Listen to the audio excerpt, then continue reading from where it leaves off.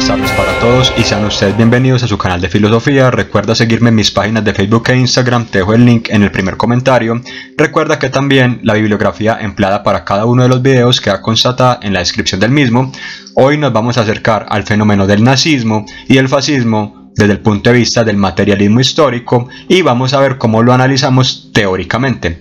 Si bien las personalidades históricas son importantes a la hora de analizar los hechos políticos y los acontecimientos culturales, cualquier aproximación sensata al devenir de los seres humanos se queda corta si no se ponen sobre la mesa las condiciones idóneas para estudiar la base material, los fenómenos económicos y la organización del Estado que acaecieron en un momento determinado, fungían bajo ciertos antecedentes arraigados en el pasado y nutrieron el marco en el cual se movilizaron los personajes que se hicieron notorios en el decurso de los hechos. Para comprender los motivos psicológicos de los agentes históricos, es preciso adentrarnos en las condiciones históricas objetivas explicitadas en el desarrollo de las fuerzas productivas, las relaciones sociales de producción, la organización de la riqueza socialmente producida y la configuración de los aparatos políticos que refrendan el comportamiento de las personas en una serie de instituciones de índole moral. La simpatía de personas como Winston Churchill y Franklin Roosevelt hacia Mussolini y su posición impávida ante el avance del franquismo en España develan que la oligarquía financiera internacional veía al fascismo y al nazismo como herramienta para aplastar los movimientos obreros y la posibilidad de destruir la revolución socialista. Churchill decía, abro comillas, de haber sido italiano, no me cabe ninguna duda de que habría estado incondicionalmente a su lado, de principio a fin. Afirmó a la prensa tras entrevistarse con el Duce, con Benito Mussolini. Realmente pensaba que los fascistas italianos habían prestado un gran servicio al mundo entero. Andrew Roberts, quien es uno de los biógrafos de Churchill, infiere, abro comillas, la antipatía que le inspiraban a Churchill los republicanos españoles se explica en parte por la favorable inclinación personal que le aproximaba a la figura del exiliado rey Alfonso XIII. Churchill percibía favorablemente a un régimen aristocrático y católico en España y a un gobierno anticomunista en Italia. De ese mismo modo, se hace comprensible por qué las potencias occidentales presentaron tal inmovilismo y silencio frente a las consignas racistas de Mussolini en Etiopía, Somalia y en Libia. Habría que tener en el horizonte que Francia, Reino Unido, Bélgica, Portugal, Alemania y España ocupaban la misma retórica racista para subyugar a sus colonias y denigrar la condición humana de los pueblos de ultramar, saqueando sus recursos y relegándolos a una postura secundaria en la división internacional del trabajo. Chris Bambury exhibe, abro comillas, la idea de que el Estado británico estaba luchando contra el fascismo durante la Segunda Guerra Mundial. Ignora la cálida relación que existía entre los dictadores fascistas y sectores de la clase dominante británica, que se remonta a octubre de 1922, cuando Benito Mussolini y sus camisas negras llegaron al poder en Italia. Los periódicos, los políticos como Churchill, los aristócratas y los empresarios apoyaron a Mussolini, al igual que muchos en los Estados Unidos, incluido Roosevelt, quien lo llamó ese admirable caballero italiano. Por supuesto, en general, la clase dominante de Occidente al menos simpatizaba mucho con el fascismo antes de la Segunda Guerra Mundial, sino durante ella. Y la estructura de las economías occidentales era formalmente fascista, caracterizada por lazos profundos y extensos entre las grandes empresas y el Estado. Recordemos, por ejemplo, el New Deal, como esa política en los Estados Unidos de proteccionismo económico tras ese déficit gigantesco durante la Gran Depresión.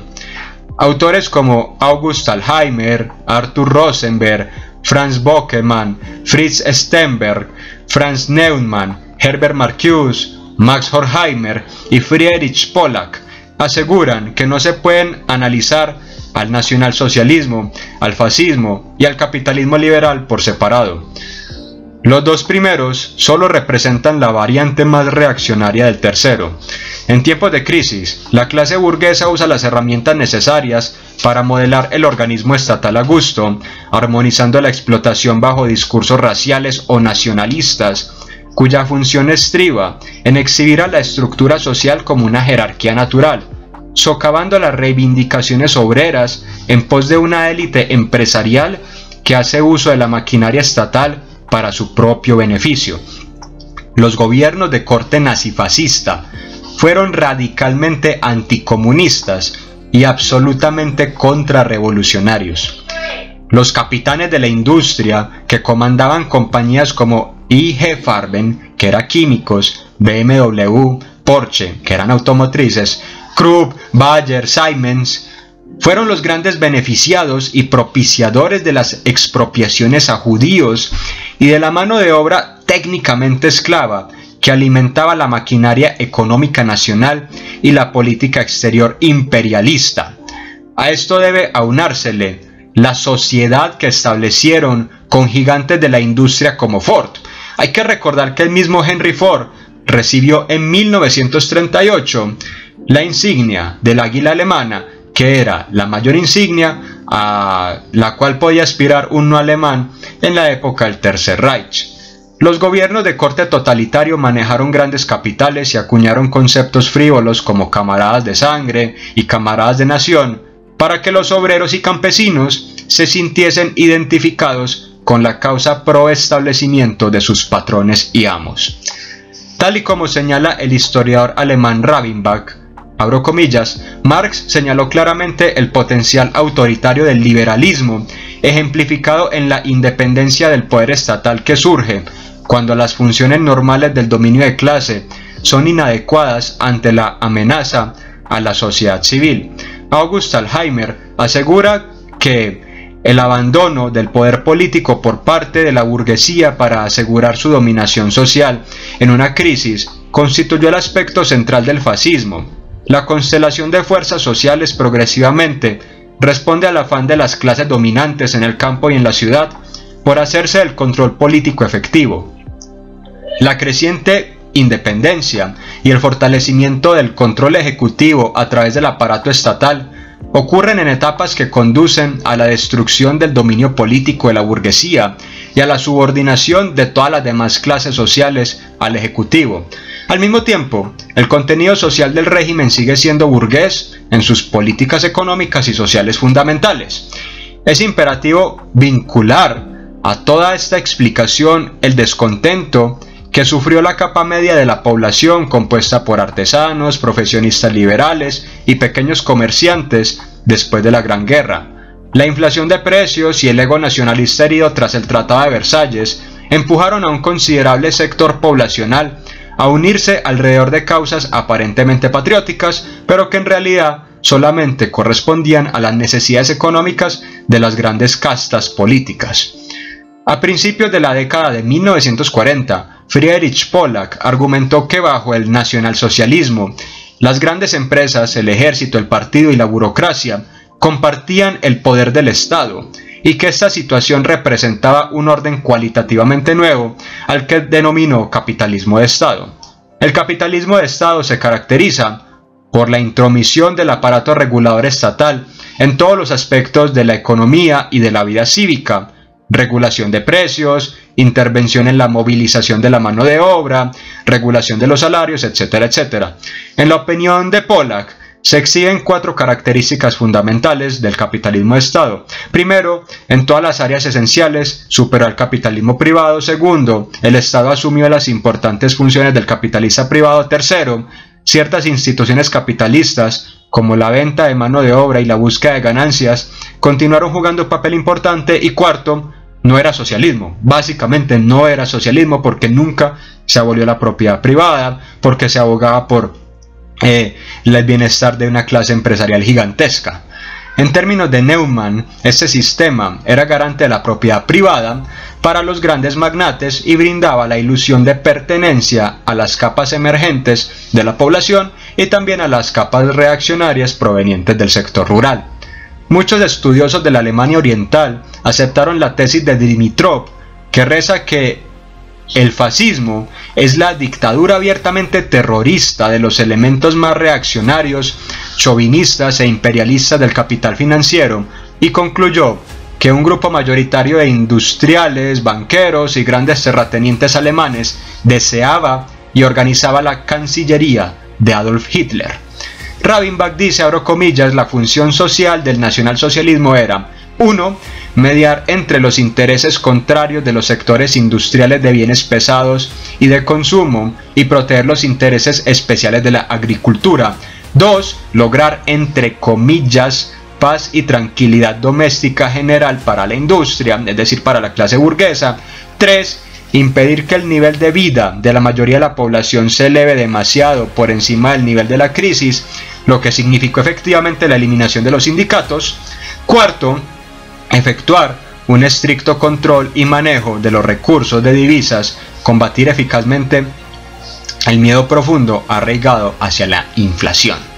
La guerra y la expansión imperialista respondieron a la necesidad del capital industrial por abrir mercados para la circulación idónea de mercancías y para la esclavización de mano de obra considerada racistamente como, entre comillas, inferior. Eberhard Chisholm decía, la toma del poder por parte del nacionalsocialismo no resultó de un vacío de poder, sino de un acuerdo consciente entre las industrias electroquímica y siderúrgica que se unieron para exigir una política de rearme forzoso para revertir los resultados de la Primera Guerra Mundial. En segundo lugar, lo que ocurrió en 1936 no fue la desintegración del poder industrial, sino un cambio de poder en el oligopolio, con el claro objetivo de acelerar el rearme sobre una base económica autónoma. Sonrettel asevera que el mercado nazi seguía su propia lógica interna, debía de propender hacia la tecnificación a gran escala, el monopolio y la expansión imperial, y de esta manera se incrementaba la socialización del trabajo y los costos fijos. Asimismo, la mira estaba puesta sobre la producción industrial y agrícola a gran escala, asegurando los bajos precios de la producción por unidades. Se querían salvaguardar los intereses de una economía nacional para proyectarla hacia afuera en el sistema de división internacional del trabajo. Para Sonrettel, la plusvalía surge de los grupos económicos poseedores del capital, concatenando sus ventas a los intereses del Estado. Abro comillas, el nacionalsocialismo rompe con la caída tendencial de la tasa de ganancia mediante el aumento forzado de la tasa de plusvalía. Va de la producción de plusvalía relativa a la producción de plusvalía absoluta, al reducir los salarios reales y aumentar el tiempo de trabajo. De esta manera, se elevó la tasa de acumulación y se suprimió la tasa de consumo. Rabenbach complementa, abro comillas, el régimen nazi estaba atado a los armamentos por razones políticas y económicas, y por lo tanto estaba atado a la necesidad de consumir el producto, expandiendo las esferas de exportación, despliegue y finalmente la guerra. En 1935, colegía J.T. Murphy, el fascismo no es una alternativa al capitalismo, es el capitalismo en su forma más desesperada y violenta.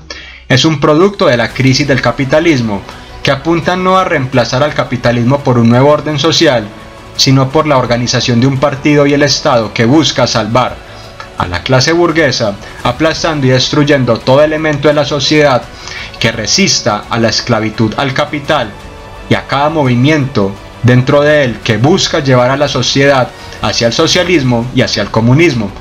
Utiliza las más modernas armas de violencia y represión en su intento de revertir la evolución social. Es el negro defensor de la propiedad privada, de la renta, el interés y la ganancia, en la época en la que la propiedad privada y el sistema de explotación humana, basado en ella, son incompatibles con el desarrollo progresivo de la sociedad. El fascismo es el producto elaborado del capitalismo en crisis.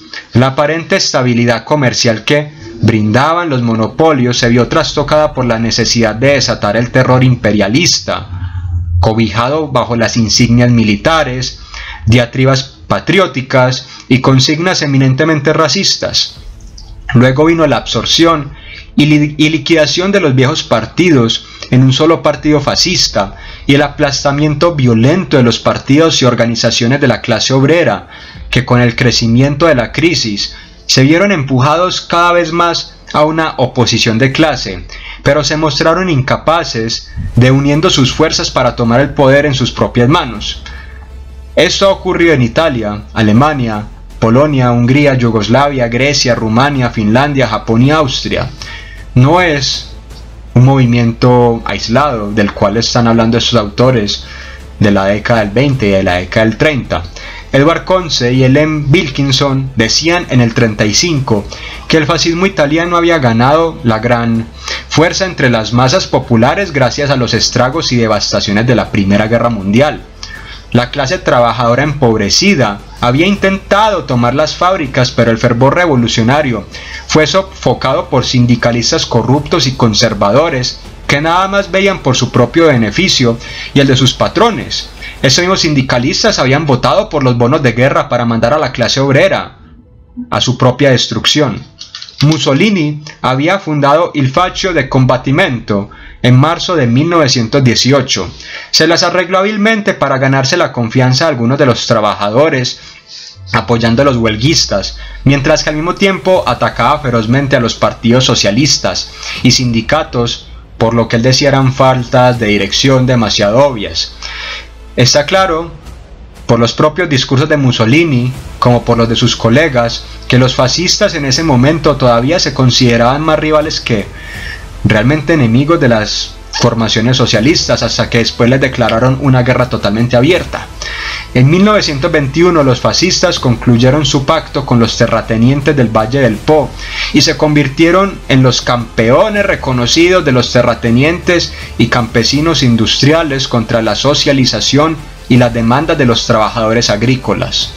Así fue en el campo donde comenzaron las expediciones punitivas de los fascistas, como también fue en la zona rural, donde Hitler tenía la mayoría absoluta. Fue en el campo donde Dollfuss aseguró el apoyo necesario contra Viena. En 1922, 80.000 de los 300.000 camisas negras marcharon a Roma.